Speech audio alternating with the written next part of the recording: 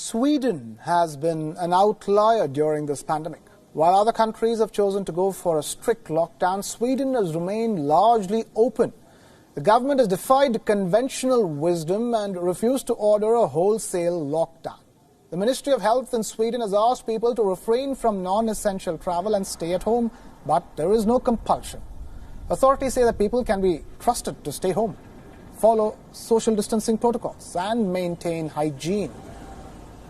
Let's compare the line taken by Sweden to control the spread with other Nordic nations.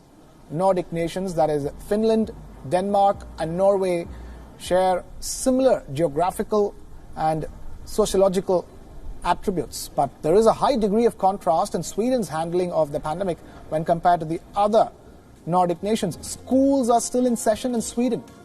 Denmark, on the other hand, shut down schools back on March 16th. Similarly, schools in Norway and Finland have also closed. Restaurants and bars have been allowed to operate in Sweden. In Denmark and Finland, all dine-outs have been shut for over a month, while Norway has allowed the opening of cafes and bars in some places.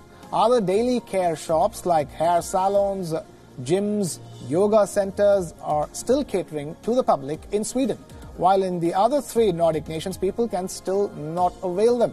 While there are very few restrictions in Sweden, the government has placed a ban on the gathering of more than 50 people.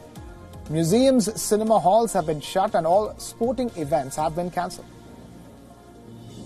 While the government says that its approach to the pandemic has worked, numbers suggest that not all is good within Sweden. Sweden has still now registered more than 22,000 cases and over 2,600 deaths. In comparison, Denmark has reported less than 10,000 cases, whereas Norway and Finland cases are in the ballpark of 7,500 and 5,000 respectively.